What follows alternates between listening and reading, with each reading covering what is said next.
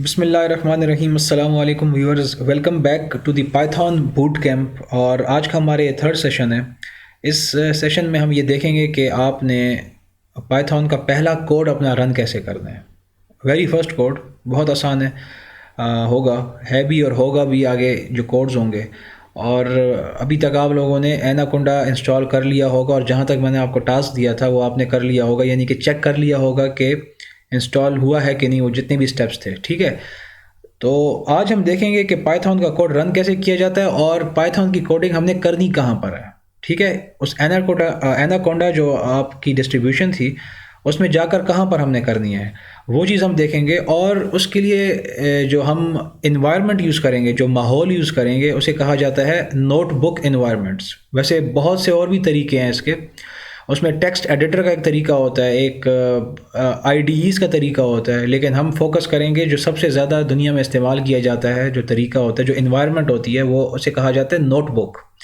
ठीक है, लड़ने के लिए बहुत ज़बरदस्त है। और इसका इसका कमाल ये है कि आप जब कोडिंग कर रहे होंगे तो वहीं पर आपको इनपुट भी देते हैं। इनपुट का मतलब है कोई कोई कोई कमांड वहाँ पर रन करते हैं, आप चला रहे हो, कुछ लिख रहे हो, तो उसका रिज़ल्ट वहीं पर आपको नज़र आ जाता है। वहाँ पर आप अपने नोट्स भी बना सकते हैं, वहाँ पर अपनी आप वीडियोस, कोई ऐसे लेक्चर्स हैं वहाँ पर वो एम्बेड कर सकते हैं, कनेक्ट कर सकते हैं। विजुअलाइजेशन का मतलब होता है वहाँ पर मुख्तलिफ़ किस्म के जो डायग्राम्स हैं, ग्राफ्स हैं, वो आप लगा सकते हैं बड़े आसानी के साथ।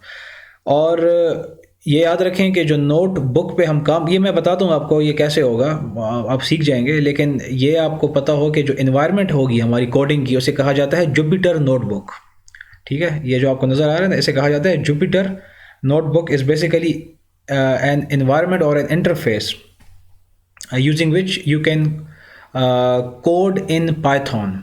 ठीक है, इसके अलावा और भी बहुत सी इन्वायरमेंट्स हैं, लेकिन हम इसको टारगेट करेंगे। और जो कोडिंग की फाइल्स हम बनाएंगे उसकी एक्सटेंशन जो होगी, जो एंड पे आपको नज़र आएगा .py नज़र नहीं आएगा। ठीक है, वो क्या नज़र आएगा वो फिर मैं आपको बताऊंगा, क्योंकि अक्सर जो पाइथन की कोडिंग की फाइल्स होती हैं उनके जो एंड पर डॉट के बाद py भी लिखा हुआ होता है, और कुछ फाइल्स में डॉट के बाद py नहीं लिखा होता, कुछ और लिखा हुआ होता है। तो जो कोडिंग नोटबुक को यूज़ करके की गई होती है पाइथन की, तो वहाँ पर आपको .py नज़र नहीं आएगा। ठीक है, तो वो फिर हम देखते हैं वो कैसे हम करेंगे, पहला कोड कैसे चलाएंगे। तो मैं अभी आपको लेकर जाता हूँ। आप देखें, सर्च पर आएंगे और यहाँ पर लिखेंगे एनाकोंडा, और ये देखें ये आपके सामने आ जाएगा। इसको जब आप क्लिक करोगे तो यहाँ पर मेरे पास ऑलरेडी ये ओपन है। ठीक है, आपके पास ये चीज़ पूरा प्रॉम्प्ट इंटरफेस ओपन हो जाएगा और ये आपको इस तरह से ऑप्शंस नज़र आएंगे। ठीक है, इसको मैं बंद कर लूँ। यहाँ पर सारी जो डिस्ट्रीब्यूशंस आपके सामने हैं, सारे जो ये इंस्टॉल्ड सॉफ्टवेयर्स आप कह लें, सारे के साथ हमारा काम नहीं है। हमारा काम यहाँ पर है, ये देखें, ये जुपिटर नोटबुक लिखा हुआ है, इसको आपने कर देना है लॉन्च। ठीक है, इसको जब आप लॉन्च करेंगे तो ये लॉन्च होगा, ये स्टार्ट हो रहा है। इस तरह आपके ब्राउज़र पे प्रॉम्प्ट ओपन होगा और ये इस तरह की स्क्रीन आपके सामने आ जाएगी। ठीक है, इस तरह हो जाएगा। इसके बाद आप जाएंगे न्यू पर, और ये देखें नज़र आ रहा है आपको पाइथन 3, इस पर आप क्लिक कर लेंगे, फिर एक टैब ओपन होगा और इस तरह से आपके पास एक इंटरफेस आ जाएगा। देख रहे हैं आप, ये जुपिटर लिखा हुआ है, अनटाइटल्ड 4। आहिस्ता आहिस्ता हम तमाम चीज़ें सीखेंगे। और ये देखें लॉग आउट आ रहा है, इसका मतलब ये है कि आप लॉग इन हो चुके हैं एक जुपिटर नोटबुक के अंदर। और अगर आप लॉग आउट होना चाहते हैं तो इस पर आप क्लिक कर लें। ये देखें पाइथन 3 हम यूज़ कर रहे हैं, ये लिखा हुआ है यहाँ पर, सही है। और ये इस तरह से इंटरफेस होगा, और ये जहाँ पर ये कर्सर ब्लिंक कर रहे हैं ना, ये यहाँ पर हम सारा अपनी कोडिंग टाइप करेंगे। This is basically A Jupyter notebook environment, जो कि इस्तेमाल की जाती है आपकी पाइथन 3 की कोडिंग के लिए, पाइथन 3 की कोडिंग के लिए। एक चीज़ मैं आपको बता दूं, क्योंकि हमने अपनी पहली कमांड रन करनी है, पहला कोड लिखना है।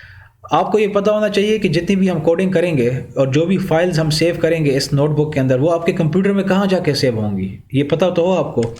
तो उसके लिए जो कमांड है वो है pwd। pwd stands for present working directory. Directory का मतलब होता है फोल्डर, कि आपकी जितनी भी फाइल्स सेव होंगी ये कंप्यूटर में कहाँ पर जाकर सेव होंगी। तो जब आप ये लिखते हो, ठीक है, कमांड आपने लिखी या कोड आपने लिखा, I would say, I should say code PWD। तो इसको जब आप रन करते हैं, ये रन पे क्लिक करेंगे तो ये देखें बता रहा है आपको, आपके केस में डिफरेंट होगा, मेरे केस में डिफरेंट है। ये क्या बता रहा है कि सी ड्राइव में जाएं, क्लिक करो, वहाँ पर एक फ़ोल्डर नज़र आएगा आपको यूज़र्स के नाम से, और वहाँ पर एक फ़ोल्डर नज़र आएगा आपको इस नाम से, और इस पे जब जाओगे तो आपको अपनी तमाम फाइल्स मिल जाएंगी। आपके केस में कुछ और पाथ होगा, ठीक है, तो ये आपको पता होना चाहिए। तो ये आज के लिए था। इसमें हमने देखा कि आपने अपने जुपिटर नोटबुक को एक्सेस कैसे करना है और अपनी प्रेजेंट वर्किंग डायरेक्टरी जो है वो कैसे मालूम करनी है। तो ये आपका पहला एक शॉर्ट सा कोड था जो कि हमने चलाया। आप भी चलाइएगा इसे, और यहाँ से आप इसको लॉग आउट कर सकते हैं और लीव यहाँ से इसको कर सकते हैं, और ये आपका लॉग आउट हो जाएगा। तो इसको प्रैक्टिस करें।